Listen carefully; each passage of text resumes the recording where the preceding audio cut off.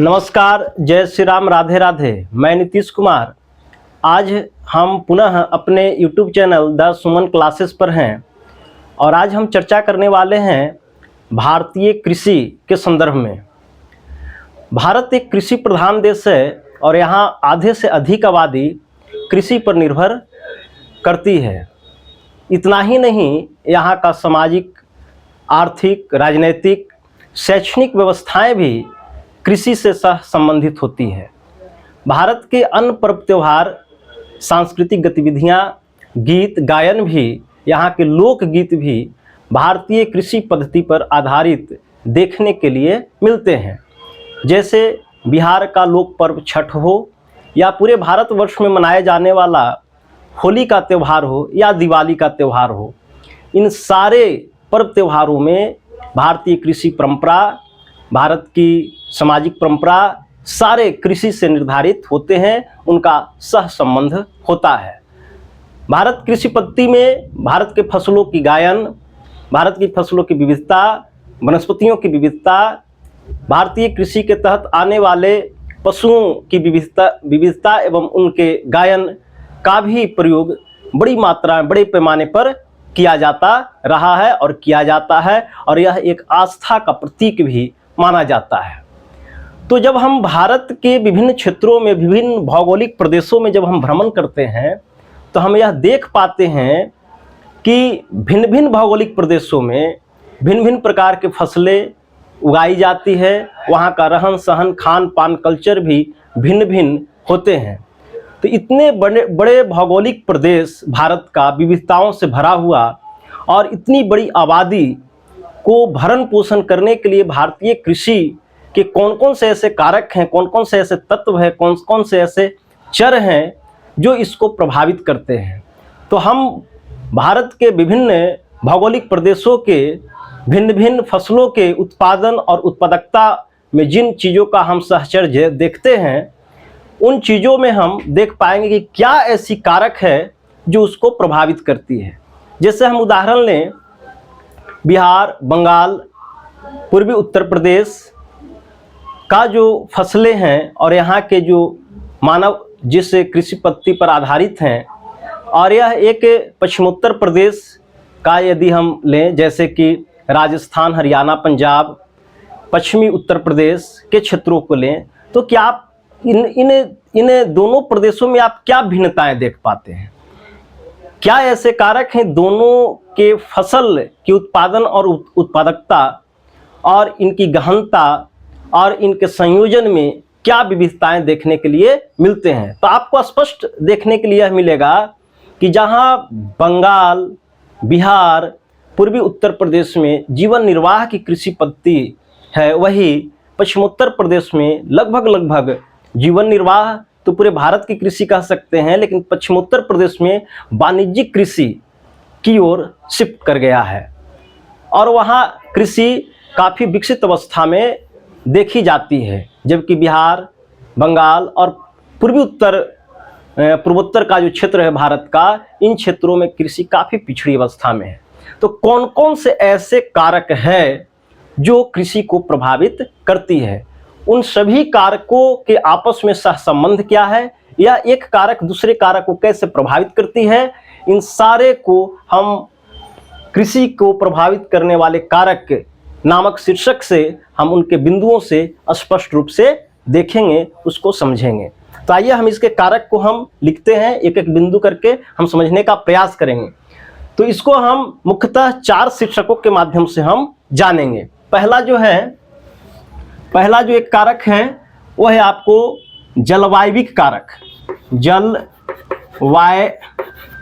जलवायविक कारक, इसको हम भौगोलिक कारक भी बोल सकते हैं, पहला हो गया।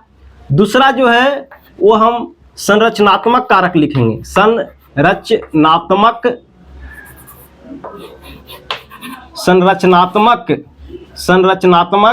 कारक। तीसरा जो है हम लिखेंगे संस्थागत कारक, संस्थागत कारक। और चौथा जो हम लिखेंगे राजनैतिक राजनैतिक व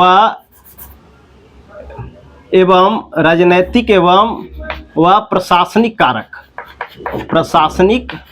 कारक। इन बिंदुओं के एक हो गया ये संस्थागत कारक, राजनीतिक एवं प्रशासनिक कारक, संरचनात्मक कारक, और एक हो गया जलवायु कारक। 2, 3, 4 इन शीर्षकों के माध्यम से हम कृषि को प्रभावित करने वाले कारक को हम समझने का प्रयास करेंगे। जलवायु कारक के तहत जो चीजें आती है वो क्या आता है? जलवायु के तहत या पर्यावरण के तहत भौगोलिक कारक जो आते हैं वो क्या आते हैं? तो वह आता है आपका वर्षा, तापमान और मिट्टी। इन कारकों को हम जलवायु कारक के तहत रखेंगे। गौर कीजिए कि मान लिया कि गेहूं के फसल को हम एक उदाहरण लेते हैं, तो गेहूं का फसल के लिए आवश्यक जो दशा होनी चाहिए वह है 10 डिग्री सेंटीग्रेड से 15 से 20 डिग्री सेंटीग्रेड तक का तापमान वह उसको चाहिए। बोने के समय 10 से 15 डिग्री, फिर उसके बाद पकने के समय 25 डिग्री के आसपास, उसके बीच में 18 से 20 डिग्री का तापमान, ये गेहूं के आवश्यक दशा तापमान को चाहिए। वर्षा 75 से 100 सेंटीमीटर का चाहिए, और आपको जो मिट्टी चाहिए वो बलुई दोमट मिट्टी जो होती है उनमें उसमें गेहूं की फसल काफ़ी अच्छी होती है। तो कहने का तात्पर्य है कि बिहार, बंगाल, पूर्वी उत्तर प्रदेश भी गेहूं के लिए आवश्यक दशा प्रदान करता है। लेकिन क्या बिहार, बंगाल, पूर्वी उत्तर प्रदेश में गेहूं का उत्पादन तो अधिक है, लेकिन उत्पादकता वहां उसकी उतनी नहीं है। उत्पादकता किसकी अच्छी? पंजाब की है। क्यों? प्रश्न उठता है क्यों? तो कहने का मतलब है कि आप पूरे मैदानी भाग को देखिएगा तो जो भी जलोढ़ वाला प्रदेश है वह काफी उपजाऊ मिट्टी का क्षेत्र है और वर्षा वगैरह भी ठीक ठाक होता है, लेकिन उत्पादकता, शस्य गहनता यानी क्रॉप इंटेंसिटी इन क्षेत्रों में उतनी नहीं है। तो क्या कारण है कि इन क्षेत्रों में इसकी इंटेंसिटी, शस्य गहनता, क्रॉप कॉम्बिनेशन बेहतर नहीं है, जबकि और जीवन निर्वाह तक की ही कृषि ज़्यादा होती है। लेकिन पश्चिमोत्तर प्रदेशों में भारत के बेहतर कृषि, डेवलप कृषि, उन्नत कृषि है, तो वहाँ क्या कारण है? तो आपको यह जानने के लिए समझना पड़ेगा कि सिर्फ भौगोलिक या जलवायविक या पर्यावरणीय कारक ही कृषि के लिए उत्तरदायी नहीं होता है। इसके साथ साथ अन्य और भी महत्वपूर्ण कारक है जो कृषि को बेहतर और काफ़ी उपयोगी बनाता है, कृषि को विकसित करता है। वो कौन कारक है?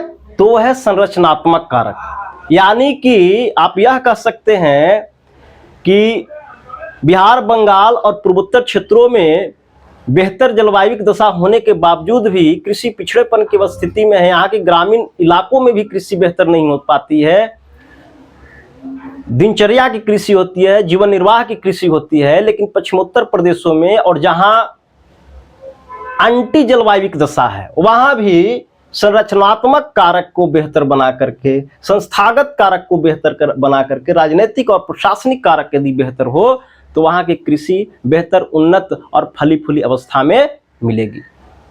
तो संरचनात्मक कारक क्या होता है? तो संरचनात्मक कारक के तहत हम लोग रखते हैं जो सबसे बड़ी चीज है वो है आपको सिंचाई को रखते हैं, सिंचाई को रखते हैं। दूसरा क्या रखेंगे? संरचनात्मक का संकर बीज को रखेंगे, संकर बीज, संकर बीज को रखेंगे। तीसरा क्या रखेंगे?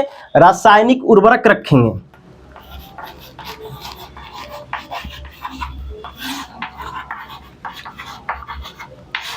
चौथा क्या रखेंगे? जो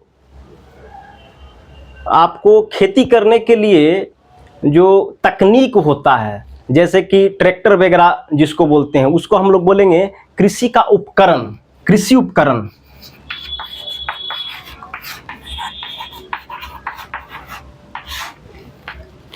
पांचवा क्या रखेंगे? तो आपको वाणिज्यिक ऊर्जा, विद्युत वगैरह, ईंधन वगैरह, वाणिज्यिक ऊर्जा।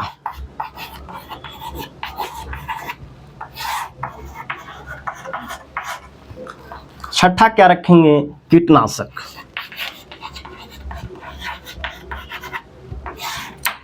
ये छह ऐसे तत्व हैं, 6 ऐसे संरचनात्मक कारक के तत्व हैं जो कृषि को बेहतर बनाने के लिए उपयोगी है। लेकिन भारत में आपका जो कृषि उपकरण है और आपका कीटनाशक है, ये उतना डेवलप नहीं कर पाया है। कारण 2 है। कारण है संस्थागत कारक, और एक कीटनाशक का कारण यह है कि WHO के अनुसार भारत में 70% जो कीटनाशक हैं उसका 70% उसमें जहरीले विषैले कीटनाशक पाए जाते हैं, जो उसको खाने से काफ़ी मानव के लिए या अन्य पशुओं का चारा जब वह खाता है तो उसके लिए काफ़ी हानिकारक है। इसलिए यह कीटनाशक का प्रयोग भारत में वर्जित है, क्योंकि 70% वह कीटनाशक में जहरीले चीज़ें की उपस्थिति पाई जाती है। और कृषि उपकरण में आप देखिएगा कि भारत में जोतों का आकार काफ़ी छोटा छोटा है। तो जोत का आकार क्या होता है? चकबंदी और हदबंदी अभी आएंगे, उस पर हम एक एक को कोरिलेट कर देंगे। थोड़ा इसके तहत जो आने वाले कारक हैं उसको लिख लेते हैं। संस्थागत कारक का मतलब हुआ है चकबंदी, और एक होता है हदबंदी। प्रशासनिक कारक के, प्रशासनिक और राजनीतिक और प्रशासनिक कारक के अंतर्गत हम लिख सकते हैं, समझ सकते हैं कि जो विपणन प्रणाली है, जैसे कुछ साल भर पहले आपको भारत में बड़े पैमाने पर किसानों का आंदोलन हुआ था और ये किसान दिल्ली तक पहुंच चुके थे। तो वो जो किसान थे वो किस लिए दिल्ली तक पहुंचे थे? MSP को लेकर के, विपणन प्रणाली को लेकर के, खरीद बिक्री को लेकर के। तो वो राजनीतिक और प्रशासनिक कारक के तहत उसको रख सकते हैं, यानी कि विपणन प्रणाली। इसके बाद हम लोग रखेंगे परिवहन को, रखेंगे परिवहन, सब्सिडी को रखेंगे। इसके बाद हम लोग क्या रखेंगे? सब्सिडी रखें, परिवहन रखें। इसके बाद हम कोल्ड स्टोरेज को भी इसमें जोड़ दिया जाए तो बेहतर होगा। तो लिख देते हैं हम कोल्ड स्टोरेज, यानी रख रखाव जिससे संभव होता है, कोल्ड स्टोरेज लिख दिया। कोल्ड स्टोरेज है लिखा हुआ, कोल्ड स्टोरेज। ये कारक हैं। अब इसको हम समझने का प्रयास करते हैं। पहली बात यह है कि जलवायु कारक किसी भी फसलों को उत्पादन के लिए तो वह उत्तम है ही, और पर्यावरण के दृष्टिकोण से भी काफ़ी बेहतर माना जाता है। जो खेत जिस पर्यावरणीय अनुकूलन के लिए आवश्यक है उस खेत में वही फसल बोया जाना चाहिए, यह तो पर्यावरण कहता ही है।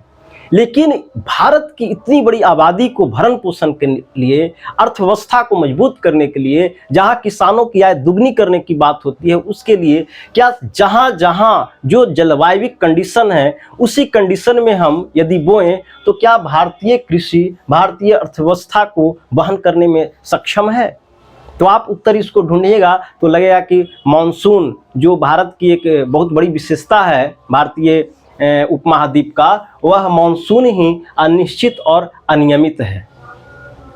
तो वह मानसून जब अनिश्चित और अनियमित है तो वर्षा और तापमान में वेरिएशन देखने के लिए मिलेगा। तो मिट्टी उपजाऊ है, और यदि जलोढ़ मिट्टी हर वर्ष पानी नदियों में नहीं आया तो उसका जलोढ़ मिट्टी का निर्माण भी वंचित रह जाएगा। तो इससे क्या होगा कि जो भी फसलें जलवायु दशाओं पर निर्भर है वह फसलें बेहतर नहीं हो पाएगी। तो जहां पर मानसूनी वर्षा भारतीय उपमहाद्वीप में न हो या वर्षा न हो, तो कृत्रिम रूप से जब हम जल को खेत तक पहुंचाते हैं तो इसी पद्धति को हम सिंचाई कहते हैं। वर्षा के पानी जहां खेत में जाएगी उसको सिंचाई नहीं कहेंगे। सिंचाई का सीधा तात्पर्य है कि कृत्रिम रूप से हम खेत में पानी को पहुंचाएंगे, उसको हम सिंचाई कहेंगे। तो सिंचाई का विकास भारत में किन किन क्षेत्रों में हुआ, कौन कौन से सिंचाई हुए हैं, वो सिंचाई को टॉपिक जब हम अलग से इसको करेंगे, संरचनात्मक कारक में सिंचाई की भूमिका को लिखें तो हम सिंचाई को वहाँ कोरिलेट करेंगे, सिंचाई को लिखेंगे। और जब भी लिखते हैं तभी हम समझेंगे कि क्या जहां जहां संरचनात्मक कारक डेवलप हुए हैं, क्या संस्थागत कारक वहां मजबूत है या नहीं। जहां संस्थागत कारक बेहतर है, क्या राजनीतिक और प्रशासनिक कारक बेहतर है कि नहीं। संस्थागत कारक और संरचनात्मक कारक में क्या सहसंबंध है, इसको भी देखना है। तो आप पाएंगे कि सिंचाई की सुविधा, संकर बीज, हम संकर बीज क्यों कह रहे हैं, जैसे गेहूं के उत्पादन के लिए हमको 10 से 15 डिग्री चाहिए, लेकिन तापमान, ग्लोबल वार्मिंग इतनी बढ़ चुकी है कि तापमान 10 से 15 रह ही नहीं रहा, उससे काफी ऊपर हो जा रहा है। तो हम गेहूं के ऐसे बीज को शोध करें कि थोड़ा गर्मी में भी बेहतर उपज दे। साथ ही साथ कुछ ऐसे धान की फसलें हैं जो सिर्फ धान के लिए क्या चाहिए कि वर्षा 150 से 200 सेंटीमीटर या थोड़ा बहुत उससे अधिक भी हो तो काम चलेगा, वो चाहिए वर्षा। लेकिन कुछ ऐसे धान के फसल डेवलप हुए हैं जो कम वर्षा में भी हो जा रहे हैं। तो कहने का मतलब है कि संकर बीज या फिर संकर बीज का ऐसे भी डेवलप कि अधिक से अधिक उत्पादकता को दे, वो अधिक से अधिक उसका दर बन जाए, माने कट्ठा में अधिक उसका उत्पादन हो, तो वो संकर बीज डेवलप करके तो कर सकते हैं। तो हरित क्रांति का जो क्षेत्र रहा वो उनमें यही चरों का प्रयोग किया गया, लेकिन ये चर में आपको कीटनाशक और कृषि उपकरण का उतना अत्यधिक प्रयोग नहीं हुआ। बाकी चीजों का काफी अधिक प्रयोग हुआ है, सिंचाई का हुआ है, संकर बीज का हुआ है, रासायनिक उर्वरक का हुआ है और वाणिज्यिक ऊर्जा वगैरह का हुआ है, ताकि जिससे आपको सिंचाई वगैरह में बेहतर सुविधा मिला है, बिजली वगैरह में। ठीक है। संस्थागत कारक चकबंदी क्या होती है, आप समझिए। कभी कभी आप गांव या कहीं पर भी जाते हैं तो चकबंदी के तहत आप देखते होंगे, कहीं कहीं गांव जाते होंगे तो आप देखते होंगे कि 2 खेत यदि बगल में है तो बगल में 2 खेत है, तो एक खेत में यदि गेहूं है तो बगल वाला खेत में गेहूं ना हो करके सरसों रहेगा बोया हुआ, खेसारी रहेगा बोया हुआ, मसूर रहेगा बोया हुआ। तो आप यह अनुमान लगा सकते हैं कि यह एक व्यक्ति का यह जमीन नहीं है, यह जमीन दूसरे लोगों का हो सकता है, माने एक नहीं 2 या 3 लोगों का हो सकता है, अगल बगल का जमीन है। लेकिन चकबंदी के तहत जब एक ही जगह पर 2-4 व्यक्तियों का जमीन होगा तो खेती करने में कठिनाई होती है। 5 कट्ठा यहाँ, 10 कट्ठा वहाँ, 15 कट्ठा वहाँ, 2 कट्ठा यहाँ। तो ये जब रहता है तो जोत का आकार भी सीमित हो जाती है। हम एक जगह ट्यूबवेल लगा करके 10 जगह पर खेती नहीं कर पाएंगे। तो इसलिए चकबंदी का कॉन्सेप्ट आता है। चकबंदी का मतलब हुआ कि एक व्यक्ति का, मान लिया कि 10 बीघे जमीन है, तो वह 10 बीघे का जो जमीन होगा 3-4 श्रेणी में बटा हुआ होगा, 3-4 श्रेणी में बटा हुआ होगा। और वह 3-4 श्रेणी में पहला श्रेणी, द्वितीय श्रेणी, तृतीय श्रेणी, चतुर्थ श्रेणी, एक श्रेणी में यदि 2-4 बीघे यदि है तो वह 2-4 बीघे एक श्रेणी में जब रहेगा तो एक ही जगह पर वो जमीनें रहेगी। और फिर 2-4 बीघे यदि है दूसरा तो वो दूसरे जगह पर रहेगी। तो एक जगह पर यदि व्यक्ति का 2-4 बीघे जमीनें हो जाती है तो ट्यूबवेल लगा करके सिंचाई करने में, फसलों का उत्पादन करने में, और जोतों का आकार जब बड़ा हो जाता है तो ट्रैक्टर एवं अन्य साधनों से खेती करने में सुविधा होती है। हदबंदी का मतलब क्या होता है, और यदि नहीं, यदि एक जगह पर जमीनें रहेगी, 5 कट्ठा रहेगा, 2 कट्ठा, 4 कट्ठा ऐसे ऐसे रहेगा, तो क्या होगा, समस्याएं उत्पन्न होगी। हदबंदी के तहत क्या होता है कि एक ही व्यक्ति के पास, मान लिया कि 100 बीघे जमीन है, एक के पास एक भी नहीं है। अब वह यदि बटाई कर रहा उस 100 बीघे के यहाँ वाले में, या सीमांत जो कृषक हैं, तो मेहनत से काम नहीं करेगा, तो वह कृषि की जो उत्पादकता है वह बेहतर नहीं हो पाएगी। तो हदबंदी आप इतिहास में भी पढ़ते होंगे, भूदान आंदोलन वगैरह जो हुआ था ये इसी से संबंधित है, यानी कि भूमियों का संतुलित बंटवारा समाज में, तो आपको हदबंदी कहलाता है।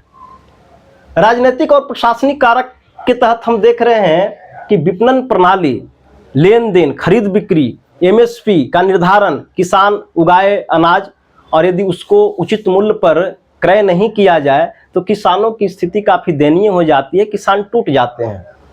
परिवहन का जो स्रोत बढ़ा है वह काफी कृषि में एक क्रांतिकारी घटना रही है हर क्षेत्रों में। जैसे बिहार में आज से 10, 15, 20 साल पहले परिवहन काफ़ी गड़बड़ अवस्था में थी, सड़कें काफ़ी कमज़ोर थी, वाणिज्यिक ऊर्जा का जो स्रोत था हमारे यहाँ बिजली का कॉन्सेप्ट वो भी ख़त्म था बिहार में। तो इससे आपको सिंचाई में डीजल का जो प्रयोग किया जाता था, उसमें डीजल का तेल डाल करके, तो काफ़ी किसानों को महंगा साबित होता था, सब्सिडी भी बेहतर नहीं मिल पाती थी। तो इसके कारण जब से वाणिज्यिक ऊर्जा बढ़ा है और परिवहन का साधन बढ़ा है, आपको बिहार में भी खेती गृहस्थी के उत्पादन और उत्पादकता में काफ़ी वृद्धि हुई है। फसल संयोजन और क्रॉप इंटेंसिटी, फसल गहनता में भी काफ़ी वृद्धि देखा गया है। इसके बाद है आपको सब्सिडी। किसानों को उचित सब्सिडी मिलना चाहिए, जिससे कृषि जो है, किसान खेती करने वाले जो कृषक होते हैं उनको एक प्रोत्साहन मिलता है, वह बेहतर करने का प्रयास करते रहते हैं। यदि मान लिया कि बाढ़ में धान गल गया हो, सूखे से गेहूं खत्म हो गई हो, तो ऐसी स्थिति में किसानों को सब्सिडी, वज्रपात हो गया हो, तो चाहे तो सब्सिडी दे या अनुदान राशि दे या फिर कर्ज को माफ़ कर दे।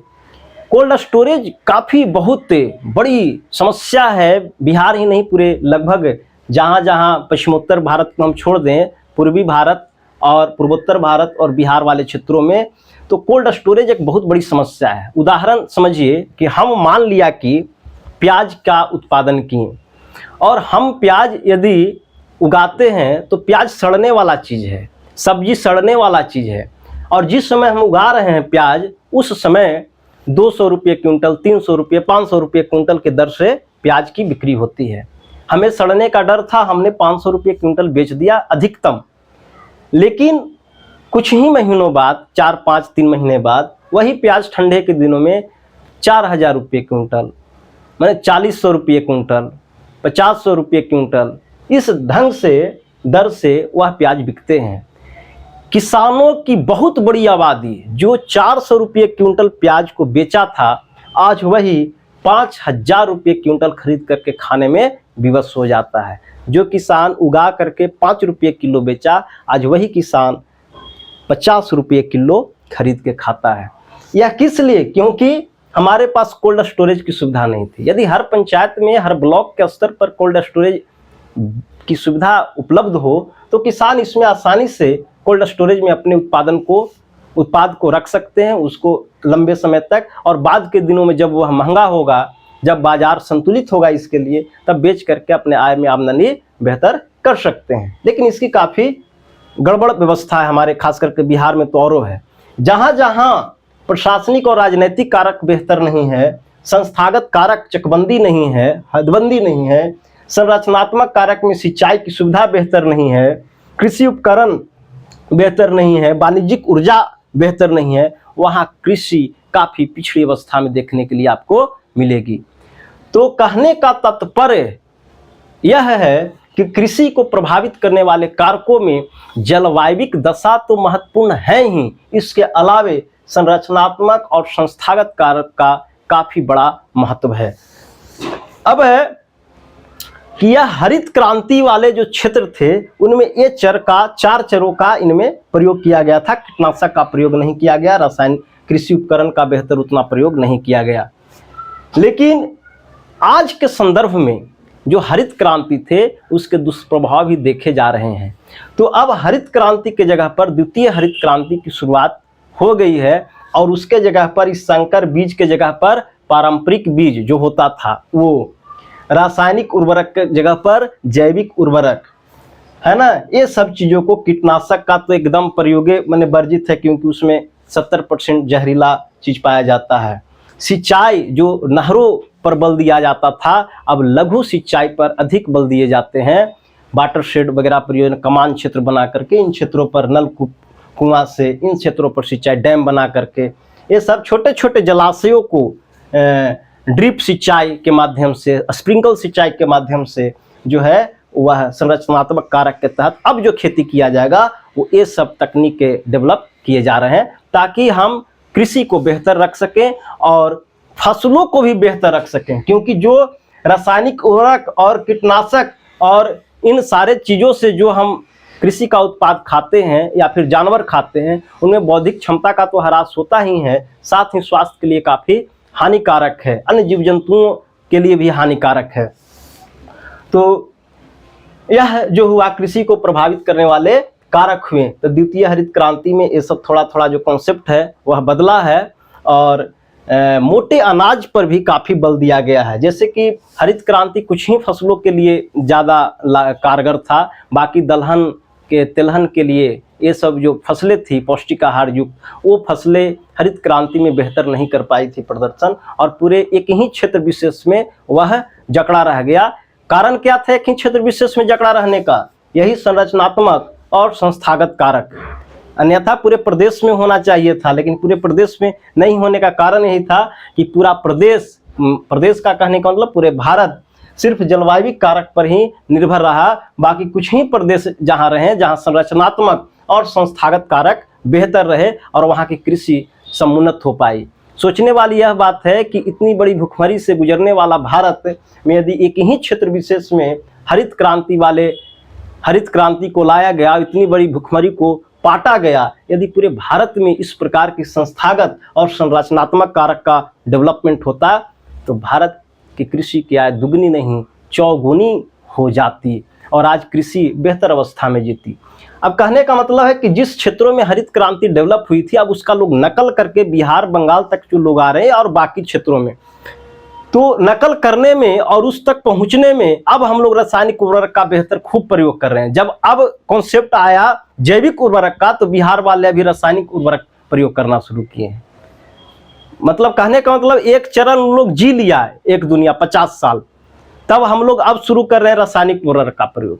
तो इस प्रकार से कह सकते हैं कि संस्थागत और संरचनात्मक कारक भारतीय कृषि को बेहतर बनाने के लिए, किसानों की आय को दुगनी करने चौगुनी करने के लिए काफ़ी महत्वपूर्ण है, और कृषि को प्रभावित करने वाले कारकों में इनकी काफ़ी बड़ी महत्ता होती है। जलवायविक कारक तो हैं ही, लेकिन जिन क्षेत्रों में जलवायविक दशाएं बेहतर नहीं हैं, उन भी क्षेत्रों में संरचनात्मक और संस्थागत और प्रशासनिक और राजनीतिक कारक के फलस्वरूप बेहतर कृषि की जाती है। और ये जो प्रभावित करने वाले जो कारक हैं, ये कारक फसल गहनता यानी कि क्रॉप इंटेंसिटी और फसल संयोजन यानी कि क्रॉप कॉम्बिनेशन को भी बेहतर बनाता है। उसी के लिए है ही उत्पादकता और उत्पादन, फसलों के उत्पादन और उत्पादकता को बढ़ाने के लिए हमने एक फसल का उदाहरण लेकर के आपको बताया।